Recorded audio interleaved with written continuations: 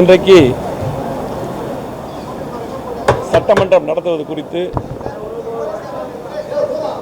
அலுவலாய்வு குழு கூட்டம் நடந்துவிட்டது. எங்களது பொதுச் செயலாளர், எதிர்க்கட்சி தலைவர், முன்னாள் முதலமைச்சர், வருங்கால முதலமைச்சர் அண்ணன் எடப்பாடியார் ஆணைப்படி நானும் எதிர்க்கட்சி துணைத் தலைவர் உதயகுமார் அவர்களும் அந்த கூட்டத்தில் கலந்து கொண்டோம். இந்த கூட்டத்திலே நாங்கள் கடுமையான முறையில் எதிர்க்கட்சியோட கோரிக்கை, சட்டமன்ற உறுப்பினர்களுடைய கோரிக்கை, பேசுவதற்கு அதிகமான வாய்ப்புகள் வேண்டும் என்று ஆரம்பத்திலே சொல்லி அதிக நாட்கள் நடத்த வேண்டும் என்று சொன்னோம். ஆனால் 2 நாட்கள் மட்டும்தான் நடத்துவோம் என்று அதை முடிவு செய்தார்கள். ஆரம்பத்தில் பார்த்தீங்கன்னா திமுக தேர்தல் அறிக்கையில் வருடத்துக்கு 100 நாட்கள் நடத்துவோம் என்று சொல்லியிருந்தார்கள். இதுவரையிலுமே 100 நாட்கள் மொத்தமாக நடத்தியிருப்பாங்க. அதே கேள்விக்குறியாக இருக்காது. கடந்த முறை பட்ஜெட்லேயும் கூட பார்த்திங்கன்னா 9 நாள்லேயே முடிச்சிட்டாங்க பட்ஜெட்டை.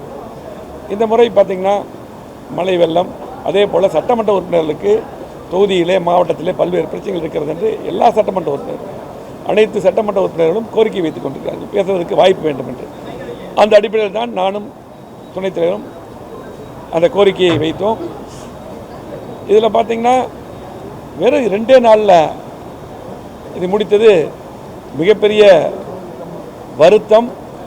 ஏனென்றால் சட்டமன்ற உறுப்பினர்கள் மக்களுடைய பிரச்சனையை இங்கே கவனத்துக்கு கொண்டு வந்தால்தான், சட்டமன்றத்தில் கொண்டு வந்தால்தான் அந்த பகுதியில் இருக்கக்கூடிய அதிகாரிகளுக்கு சென்று அந்த வேலை நடக்கக்கூடிய வாய்ப்புகள் இருக்கிறது.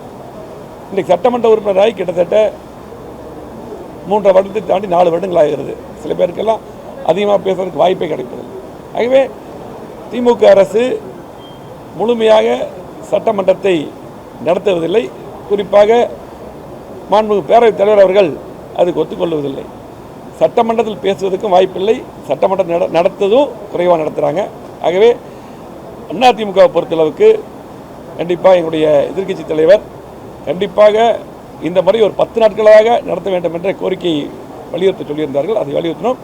அதை அவர்கள் ஏற்றுக்கொள்ளவில்லை.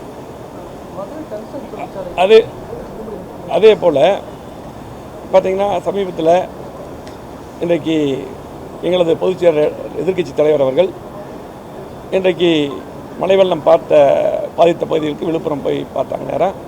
அது மட்டும் இல்லாமல் இந்த மழை வரும்போது இன்றைக்கு கடுமையான என்னென்ன நடவடிக்கை எடுக்க வேண்டும் என்றும் அறிக்கை மூலம் சொல்லியிருந்தார்கள்.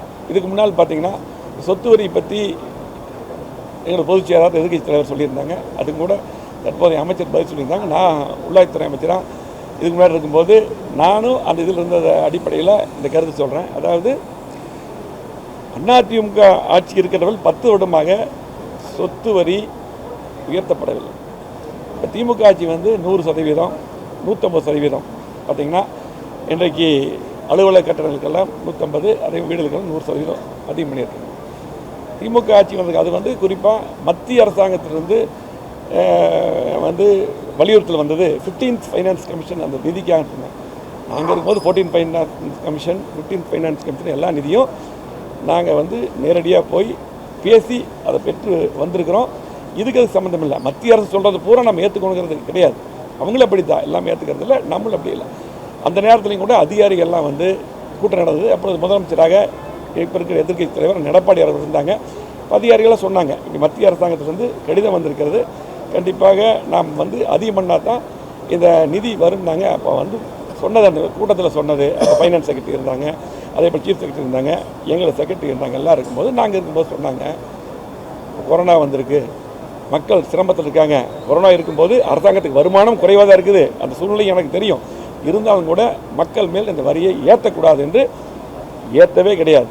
அன்றைக்கி ஒரு சர்க்கிள் போடுறது கூட உடனடியாக நிறுத்தி வைக்க சொல்லி முழுமையாக 10 ஆண்டுகள் அம்மா இருக்கும்போது சரி, எடப்பாடியாக இருக்கும்போதும் முழுமையாக சொத்து வரி, வீட்டு வரி, நிலவரி எதுவுமே ஏற்றப்படவில்லை. இதை அது அமைச்சருக்கும் தெரியும். அது தவறாக சொல்லியிருக்காங்க. கண்டிப்பாக அதிமுக ஆட்சியில் ஏற்றலை, திமுக ஆட்சி வந்திருக்காங்க, அதை ஏற்றிருக்காங்க. நன்றி. செய்திகளை உடனுக்குடன் தெரிந்து கொள்ள நமது அம்மா இணையதள தொலைக்காட்சியை சப்ஸ்கிரைப் செய்து அருகில் உள்ள பெல் ஐகான்